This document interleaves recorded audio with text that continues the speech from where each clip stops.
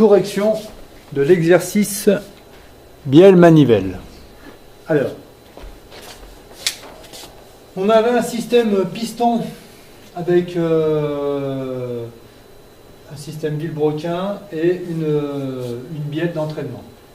Donc on nous donnait un vecteur vitesse VB de 2 par rapport à 0, c'est-à-dire que c'est la vitesse, le vecteur vitesse du point B ici qui appartient au solide 2 qui se trouve là.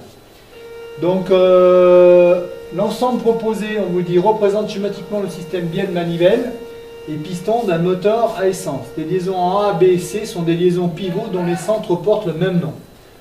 Première question, quelle est la nature des mouvements? Le mouvement de 1 par rapport à 0. Alors le mouvement de 1, c'est cette manivelle-là. Par rapport à 0, on voit que là, il y a le symbole de la Terre. Donc en fait, on va considérer que la Terre est fixe, évidemment. Et donc on va étudier le mouvement de cette fameuse pièce 1. Alors on va dire que la pièce 1, vu qu'ici on a une liaison pivot, ça veut dire que cette pièce 1, elle tourne autour du point A, c'est le centre de rotation. Donc on va marquer qu'on a un mouvement de rotation. Mouvement de rotation. On peut même rajouter de centre A. Ensuite, le mouvement de 3 par rapport à 0. Alors, il ne faut pas oublier que c'est 3 là. On a la partie, c'est le cylindre du moteur. Donc, le piston, lui, en fait, il va faire que coulisser à l'intérieur. Donc, il va faire un mouvement de translation. Donc, le mouvement de 3, c'est-à-dire du piston par rapport à 0, c'est un mouvement de translation. Voilà, translation. On peut même rajouter sur l'axe AC. Hein, l'axe ici, AC. Donc, le piston, il se déplace sur cette ligne-là, la ligne AC. Sur l'axe AC. Voilà. En déduire la nature des trajectoires. Alors, une fois qu'on a donné le mouvement, évidemment, il est assez simple de définir la trajectoire. Alors, si on a une rotation, eh ben, la trajectoire, par exemple, la trajectoire du point B de 1 par rapport à 0, eh ben, ça va être tout simplement un cercle. Ce point-là, dans le temps, la manivelle, elle tourne, donc il va créer un cercle comme trajectoire. Donc là, on va mettre cercle de centre A et de rayon AB. Voilà, c'est notre rayon là. Et de rayon AB.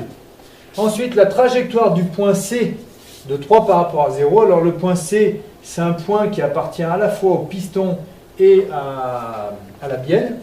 Mais là, on nous dit bien de considérer que ce point C, qu'il appartient à 3 par rapport à 0. Donc on va faire comme si, on va l'étudier par rapport à, comme s'il appartenait à 3 par rapport à 0. Donc on a vu que le piston, en fait, il fait des allers-retours en translation.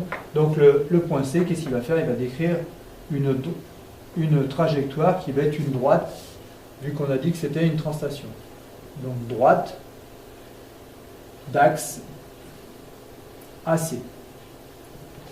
Alors ensuite, on nous demande de déterminer le vecteur VC, c'est-à-dire le vecteur vitesse du point C. On nous a donné le vecteur vitesse du point B. Donc ce qu'on peut faire, on peut utiliser dans ce cas-là l'équiprojectivité. Alors je rappelle que pour utiliser l'équiprojectivité, c'est assez simple. Les deux points qu'on étudie, on va les relier par une droite. Donc je les relie par une droite, mes deux points que j'étudie. Voilà. Donc là, je la continue un peu. Voilà. Il faut toujours procéder comme ça. Je relie mes deux points que j'étudie par une droite. Ensuite, qu'est-ce que je fais? Je connais ce vecteur-là. Eh bien, je vais le projeter perpendiculairement par rapport à la droite qui me relie mes deux points. Donc la droite qui me relie mes deux points, c'est celle-ci. Et donc là, je viens en bout du vecteur, ici, le bout du vecteur, et là, je viens créer une perpendiculaire. Je mets l'angle droit pour bien montrer qu'on a une perpendiculaire.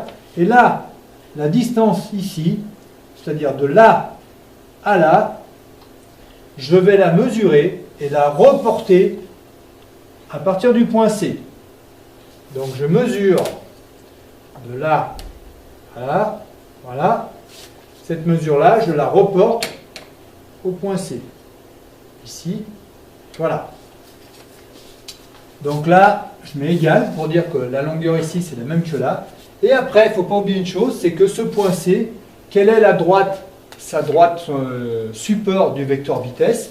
Et bien cette droite, support du vecteur vitesse, évidemment, elle passe par la droite